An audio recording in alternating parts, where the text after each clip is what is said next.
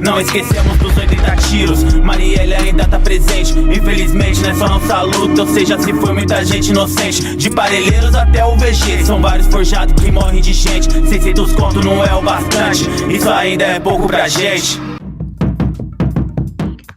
Bom, tá começando o Lugar de Quarentena. Os tempos são de pandemia e, como acontece em todas as feridas, a cura vem pelas bordas. Estamos fazendo esse podcast para entender e compartilhar as diferentes vivências e impactos do Covid-19 nas periferias, partindo dos distritos de Parelheiros e Marcilac, uma realização do coletivo Arc-Perifa, diretamente do extremo sul de São Paulo, que comunica na intenção de engajar a quebrada. Hoje, nós trouxemos para essa conversa duas pessoas muito ativas no nosso território para falar um pouco sobre as campanhas de solidariedade que têm desenvolvido durante esse período aí de emergência. Trouxemos aqui então o Renan Vitor, do coletivo teatral Os Desconhecidos, entre 1 milhão de outras coisas, né, Renan? E a Keila Pereira, famosa filha da Marlene, que está aí na liderança da campanha Parelheiros e Marcilac Sem Fome. Quero começar pedindo para vocês se apresentarem e contarem um pouco para a gente sobre como tem sido o processo do Covid nos bairros de vocês e como as campanhas que vocês participam ou lideram estão se dando. Aí vocês não têm ordem, quem quiser começar a falar pode falar, fiquem à vontade. E aí a gente vai compondo nossa conversa, tá bom? Eu sou o Renan, ator, né, e fundador da CIA Os Desconhecidos. Também sou fundador do coletivo Sarau Resistir é Preciso. Faço parte também do Fórum de Cultura e arte educador, poeta e militante na questão da cultura afro, né, nas religiões de matriz africanas. E acho que é isso, assim. E também faço parte também de um outro coletivo que a gente fala um pouco sobre a questão do esporte, que não é só futebol, né? É um projeto que eu e meu irmão começamos há 2 anos atrás. E esse projeto a gente arrecada alimentos ou brinquedos ou chocolate, depende da data, né? Geralmente quando é cesta básica, é final de mês, é final do ano ou começo do ano. Aí brinquedo é lá no Dia das Crianças e chocolate quando vai ter Páscoa. A gente faz amistosos arrecadando cada coisa nos seus devidos dias, de datas e mês e tal, para distribuir para crianças. Acho que é isso. Isso, só uma dúvida, Renan. Isso teve alguma diferença agora no período de pandemia ou vocês continuaram ativos como vocês já faziam? Então, com essa pandemia ficou um pouco mais complicado, até porque os jogos não podem ser realizados, né, para ter esse distanciamento social. Então a gente não está conseguindo fazer esses jogos beneficentes. Porém, a gente está sempre buscando, jogando no grupo, perguntando se a gente conhece alguém que esteja precisando de alimento. Eu mesmo doei uma janela para uma vizinha minha, que ela estava sem janela. A gente doou uma janela lá, limpamos, lavamos. Foi bem legal, a gente se uniu, o time todo se uniu para lavar essa janela. E aí a gente lavou essa janela, tudo, entregou para essa moça, que ela tava sem janela na casa dela, ainda mais nesse frio, né? Que chegou o inverno. E aí, só que a questão do alimento, a gente não tá conseguindo arrecadar por conta que os jogos estão parados. Bom, eu me chamo Keila, como a Júlia apresentou, sou mais conhecida como filha da Marlene, uma das. Minha mãe é bastante conhecida aqui no bairro, tá no comércio há 30 anos, mais de 30 anos. E, bom, eu sou também um pouquinho de cada coisa. Hoje eu sou estudante, faço letras na USP, moro em Parelheiros, sou militante pela cultura, do movimento estudantil, já fui, inclusive, candidata e sigo na luta. Sobre as campanhas de solidariedade, eu não venho de um movimento de assistência, então essa iniciativa ela surgiu com a pandemia mesmo, não que antes não houvesse necessidade, mas a situação ficou muito mais crítica, né?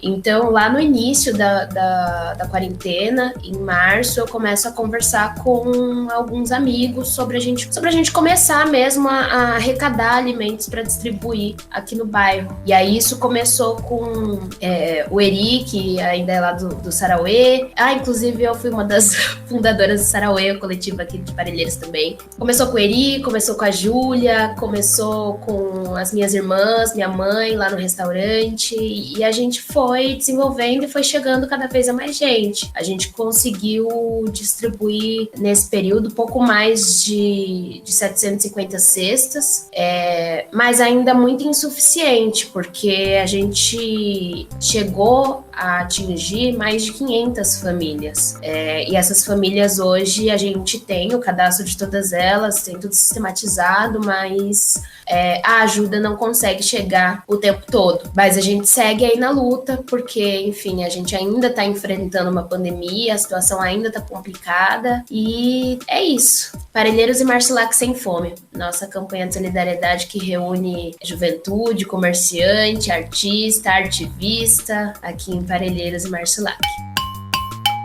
Obrigada, Renan e Keila. A gente vai falar agora o primeiro comentário. O nome comunidade, ele já é dotado de um lugar de identificação, né? Na quebrada, a comunidade extrapola a solidariedade que geralmente acontece entre os familiares. Em um dos episódios do podcast Amarelo, o Emicida conversa com um convidado sobre a palavra mano ter sido difundida a partir do vocabulário periférico que tem irmãos ou irmãs dentro desse coletivo mais expandido do território.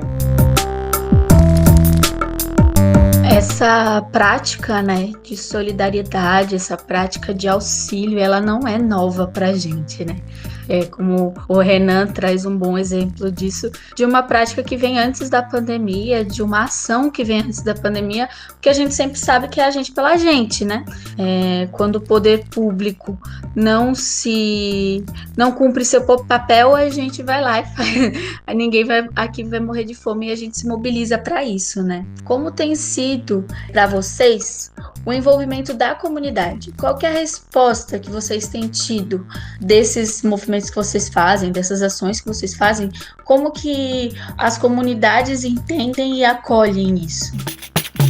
Referente a antes, né, sobre essa questão do Emicida, tal, essa palavra mano, da comunidade em si, realmente essa palavra vem totalmente periférica, porque a comunidade em si, eu acho que a comunidade ela vem muito anterior à periferia, eu acho que vem muito ligada à cultura afro, que vem de comuna, comunidade. Então essas palavras, a cultura afro ela vem muito nisso, né, de aldeia, a própria cultura indígena também, com essa questão da aldeia, que é um por todos e todos por um, essa coletividade, um Ubuntu. Então tudo isso traz essa questão de todo mundo junto, né? E a gente realmente, quando a gente percebe que as políticas públicas não estão chegando nas crianças, ou na vizinha aqui do lado, né, da Dona Maria que está precisando. Então a gente se mobiliza. A solidariedade, eu acredito que a solidariedade na periferia é muito maior do que em outros lugares, como por exemplo na elite. Tem um pensador que ele fala, que eu só não me recordo o nome dele, que ele fala que quanto mais dinheiro você tem, mais você quer e pouco se compartilha. E já na periferia é diferente. Na periferia a gente tá ali todo mundo junto, mas se a gente tá vendo alguém que tá precisando realmente ali, a gente se junta, mesmo a gente buscando um pouquinho de arroz, um pouquinho de feijão, a gente tira um pouco do nosso para compartilhar com o próximo. Então eu acho que a periferia ela sempre foi uma comunidade e está sendo até hoje, até mesmo nesses momentos de pandemia. Não sei se eu respondi a resposta, mas Eu acho bem interessante essa questão, porque eu, mesmo tendo crescido no comércio, que imagina ser um meio mais abastado do que o restante do bairro, a gente também só cresceu porque tinha solidariedade entre si. Minha mãe não tinha condição de comprar roupa quando a gente precisava. Minha mãe não tinha condição, inclusive, de todo dia fazer a compra do mercado antes da hora do almoço, sem a condição que era dada para ela, oferecida para ela no mercado aqui do bairro, de pagar só no final do dia, que era quando ela já tinha vendido o almoço. A gente precisava de um sapato, uma blusa, ia lá no Daniel, no seu Joel, e pegava e falava, anota no nome da minha mãe, mês que vem ela paga. E ia juntando, e era isso. Né? E eu acho que isso tem sim a ver com certeza com o fato da gente estar na periferia, mas de ser humano não vive sozinho. O ser humano tem esse instinto de coletividade mesmo, né? Você pode ver que quanto mais individual, quanto mais egoísta, mais doente, porque a nossa natureza é de comunidade. E isso fica muito mais evidente agora, com certeza, porque a gente teve vários casos de pessoas que se cadastravam na campanha Parelheiros Marcilac Sem Fome, não para pegar a cesta básica para si, mas porque para tentar garantir para mais alguém ali que estava próximo, sabe? Eu acho que esse é um exemplo dessa solidariedade, da coletividade que a gente sente aqui na periferia. É muito evidente que a maior parte das pessoas não está pensando só em si, mesmo quando tem muito, muito pouco para oferecer.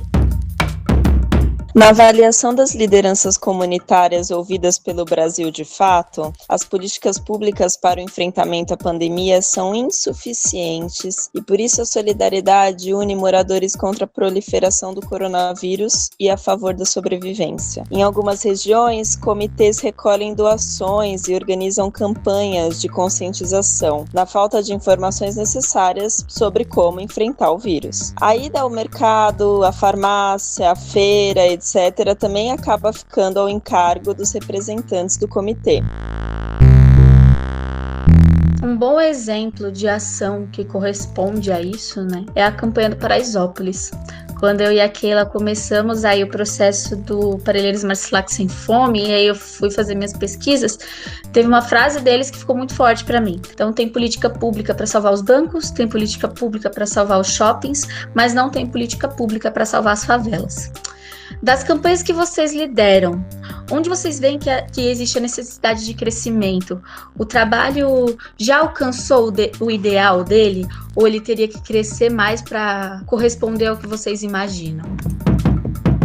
Ju, eu acho que a gente não tem capacidade de atingir o que a gente precisa. E eu digo isso não porque a gente não tem tamanho. Não é para nos diminuir, mas é no sentido de que a política pública precisa existir. Até mesmo no Paraisópolis, em que eles conseguiram fazer das escolas do bairro lá, o Etelvina e o Maria Zilda viraram, acho que só o Etelvina, não lembro agora se o Maria Zilda também, eles viraram espaço para isolamento das pessoas infectadas, né? As escolas, eles equiparam com cama, com equipe. Eles fizeram um tremendo trabalho no Paraisópolis, com os agentes das ruas também, policiando ali quem estava já com sintoma e tudo mais, prevenindo, e também com relação à doação das cestas básicas. A comunidade do Paraisópolis é bastante organizada através da Associação de Moradores, né, lá presidida pelo Gilson já há algum tempo. Mas que até mesmo nesse sentido, mesmo eles tendo uma organização tremenda, eles não excluem o fato de que precisa ter a política pública, porque é o Estado que consegue atingir todo mundo. E se o Estado que consegue atingir todo mundo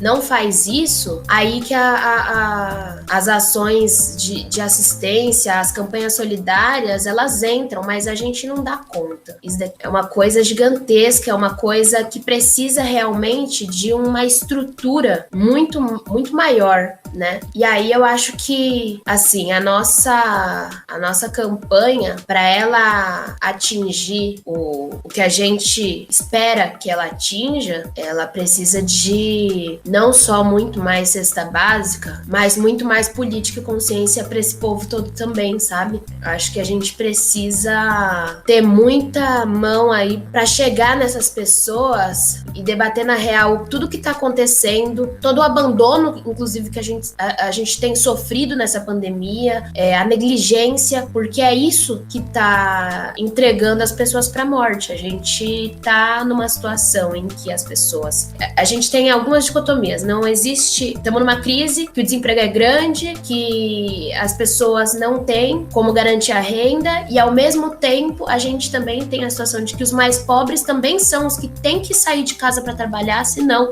não tem como sobreviver, e com isso se infecta, fica doente e, infelizmente, também não tem acesso à saúde. Saúde não existe na periferia, tal qual o isolamento social. Então eu acho que pra gente garantir o que a gente almeja, a gente precisa de mais Estado. Não que as nossas mãos não ajudem, mas as nossas mãos não resolvem a superestrutura da coisa. Concordo assim com as palavras da Keila, porque é um dever do Estado.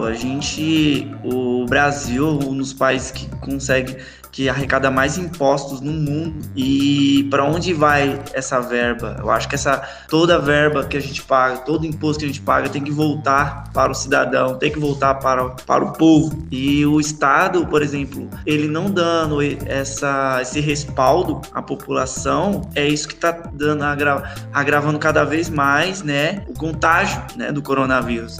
E o que a gente faz acaba se tornando o mínimo. A gente não vai conseguir chegar no local ao qual o Estado pode chegar. Como a Keila disse, o Estado ele consegue alcançar maiores números, né? Porque nesse momento nós estamos falando de vida e automaticamente estamos falando de números. Quantas vidas o Estado pode salvar? Quantas vidas eles podem salvar, né?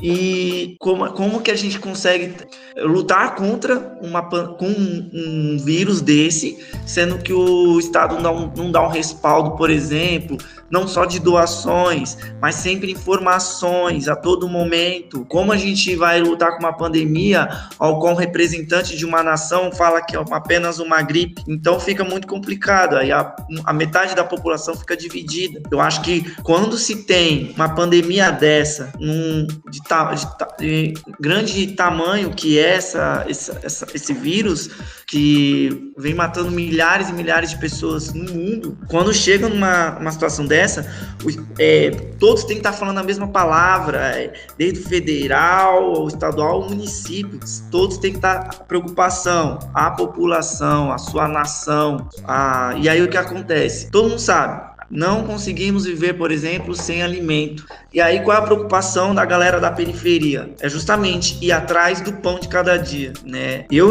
quando era pequeno, já passei necessidade. Eu imagino o meu pai, ele corria, chegava a chorar de madrugada por conta que não estava conseguindo levar o pão, né, para dentro de casa. E aí a população periférica fica desesperada porque não tem um respaldo do Estado. O auxílio vem totalmente precarizado porque muitas pessoas da periferia não recebem esse auxílio, e outras pessoas que talvez nem precisem desse auxílio estão recebendo. Um desses foram vários soldados do exército que ganharam o auxílio emergencial, foram até divulgado tudo. Então, ou seja, problema no nosso país, realmente, a gente tem que continuar cobrando o Estado e as políticas públicas para que chegue realmente na população que necessita dela. Então, a gente tem que estar, igual a Keila falou, o Estado tem que dar esse respaldo.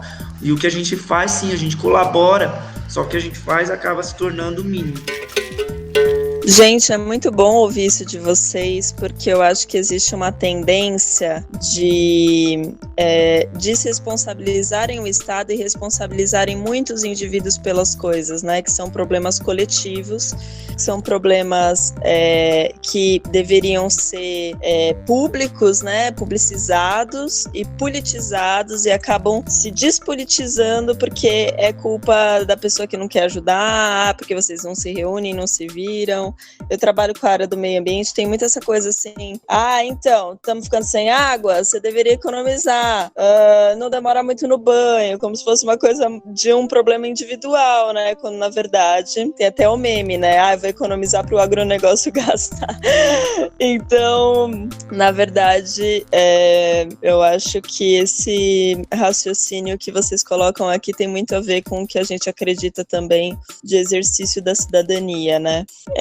Bom, então, dito isso, o que eu guardei aqui para comentar também é que o Lab Cidade fez um levantamento de chamamentos, convocações, editais, pesquisas, dispositivos, materiais informativos que foram produzidos por coletivos, campanhas de doação e parceiros e doações e ações individuais e coletivas nos territórios. Enfim, esse levantamento ele envolve setores públicos, privados, terceiro setor, instituições religiosas, mobilizadores e muitas outras organizações. Realmente faz muito sentido, né? O que vocês disseram e o que vocês trouxeram. E isso é realmente, como a Fê falou, algo que a gente acredita justamente no papel do Estado e como isso vem se dando, inclusive, durante esse período de emergência. Então, na prática, quais são os pontos que os movimentos de solidariedade de vocês, que vocês lideram, poderiam receber mais apoio? Em quais pontos, praticamente, eles precisariam ser apoiados por esse Estado? Eu vou responder porque eu acho que é bem simples. Estrutura e alimento. Porque é isso que não tem. A gente tenta de muitas formas conseguir o que o pessoal precisa. Eu sempre acho engraçado que o pessoal sempre pergunta: e vocês são uma ONG? É uma associação? O que é que vocês são? Eu falei: olha, a gente não é nada.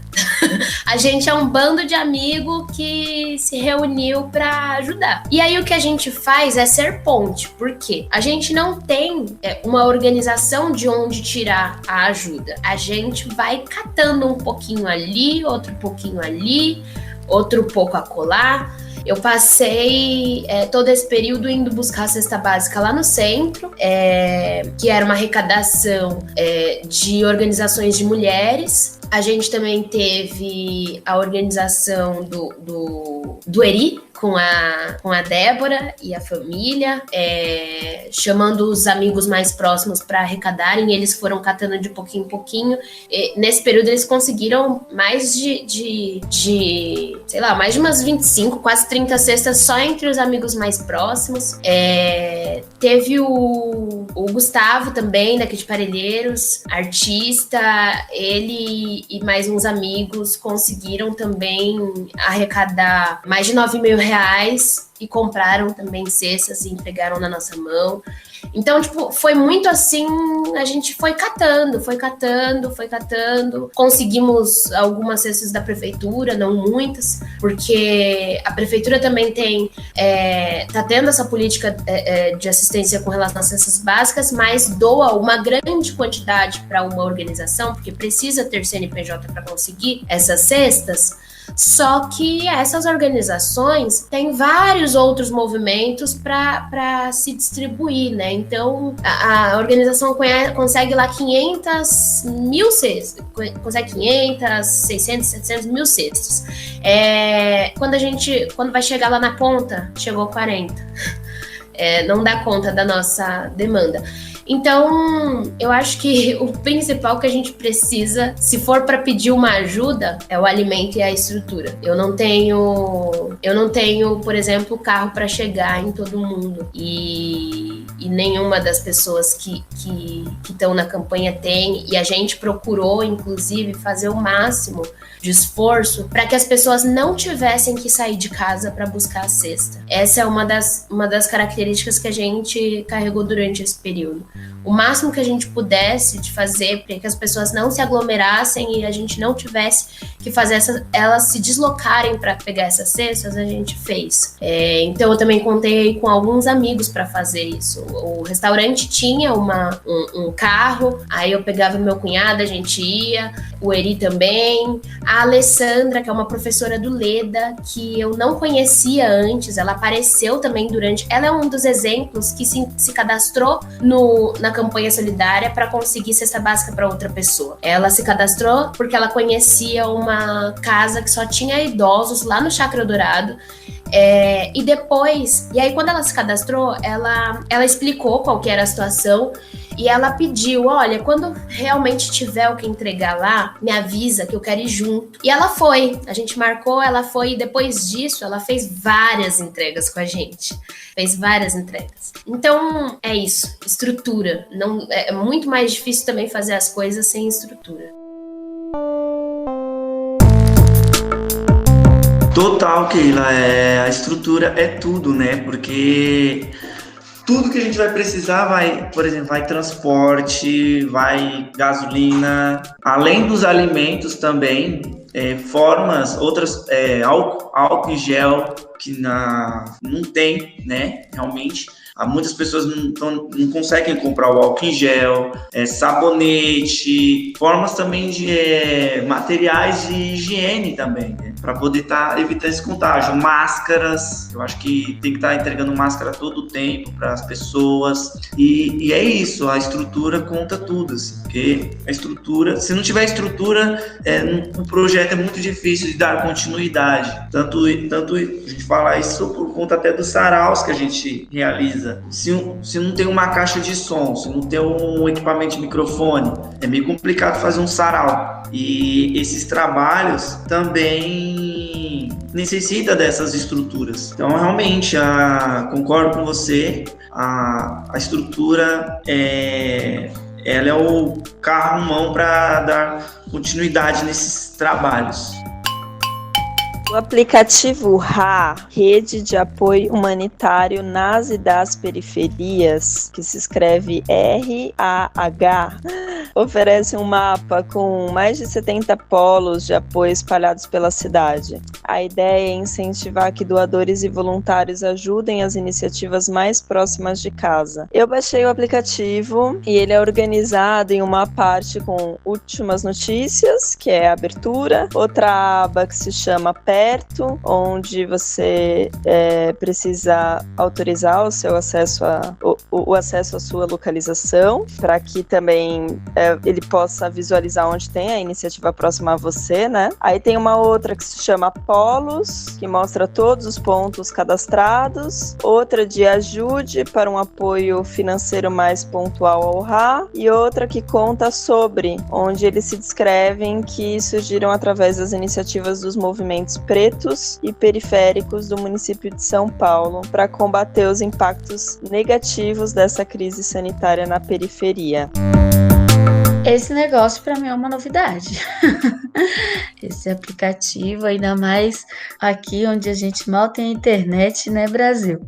Mas e para vocês? Vocês já chegaram a usar ou souberam de outro tipo de rede? Como que isso chega até vocês?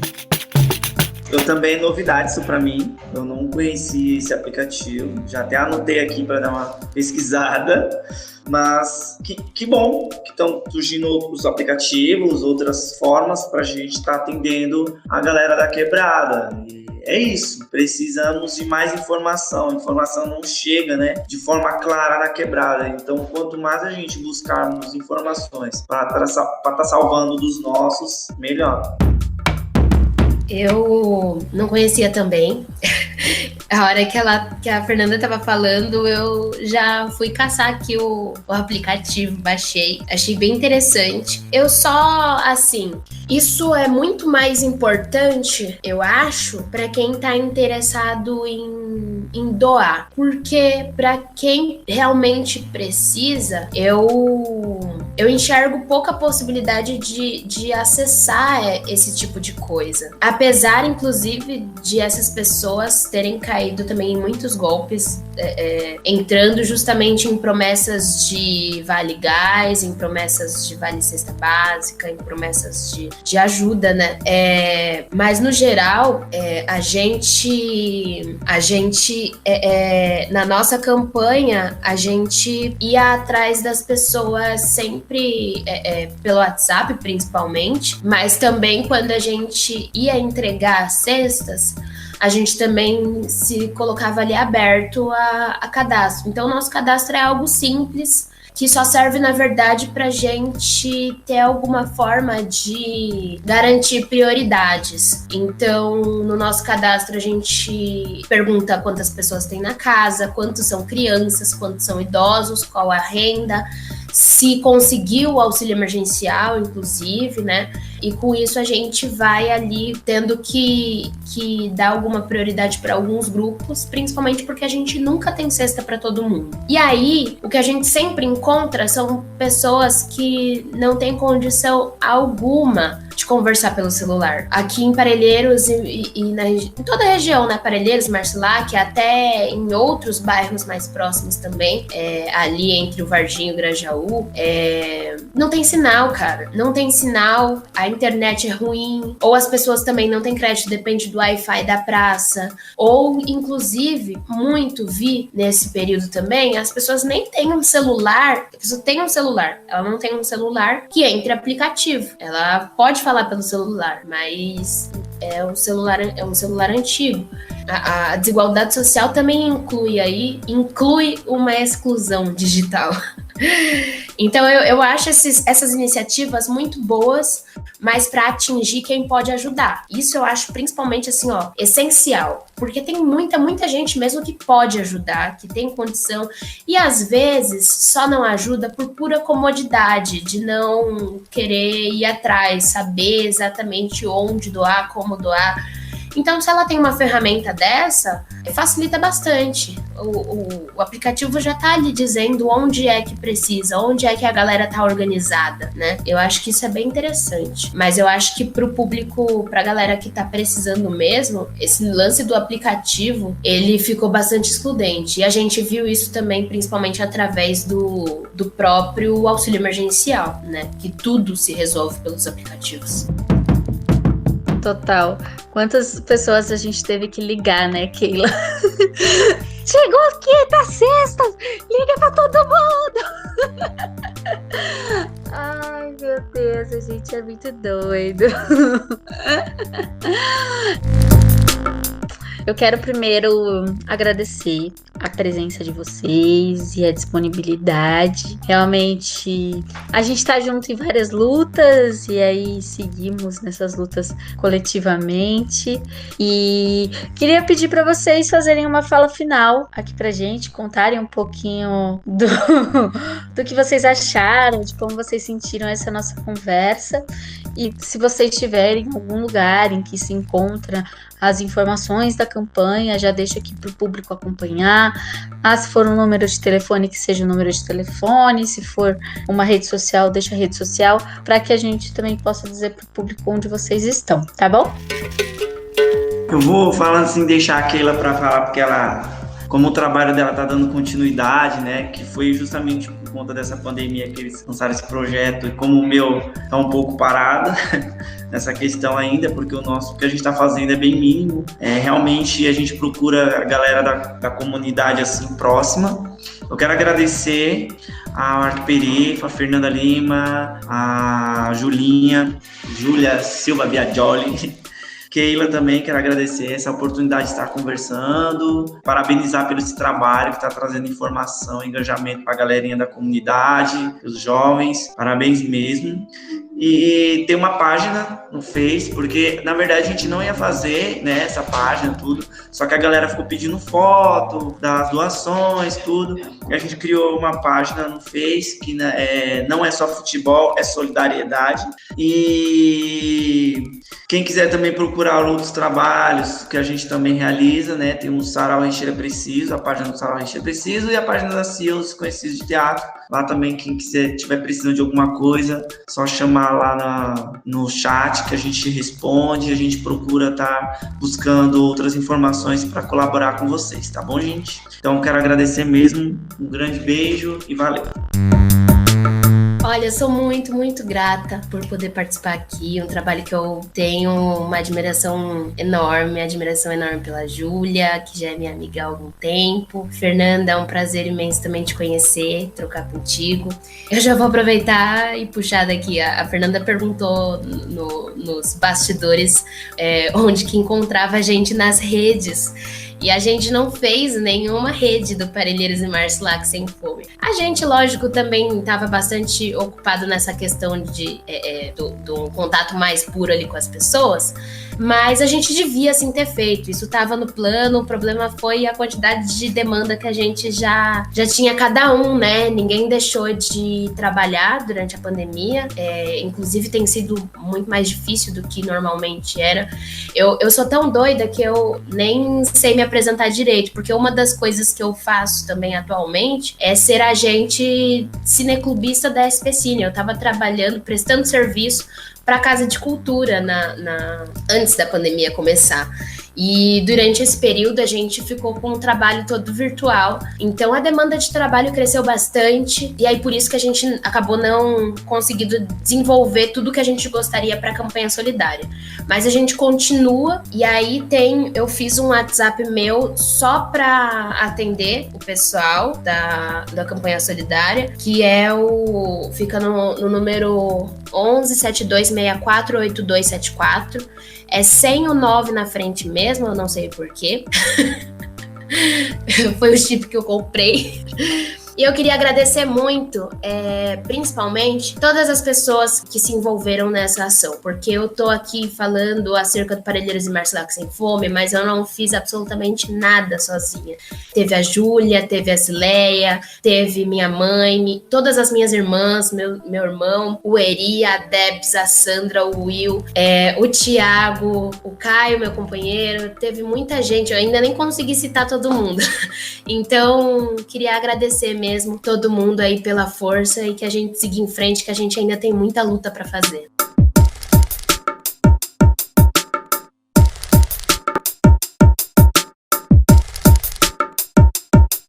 O Arquiperif entende que uma só narrativa não dá conta de cobrir a diversidade de experiências existentes, né?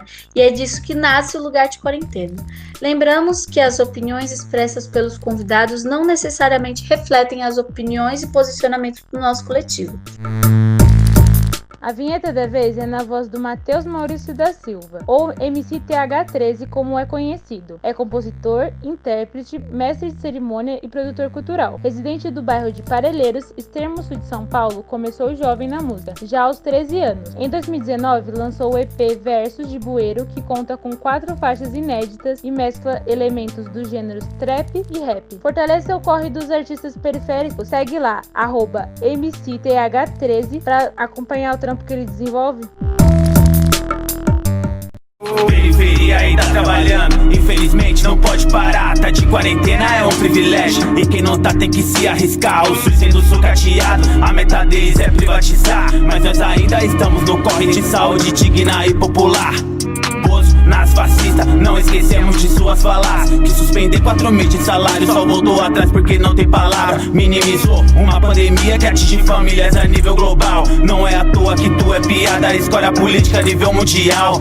Não vê que esse papo de atleta, meu parça, você tá chapando. Vive fazendo flexão de crânio pra ver se sua mente pega no tranco. Se alimenta de anticiência, quando abre a boca vive bostejando.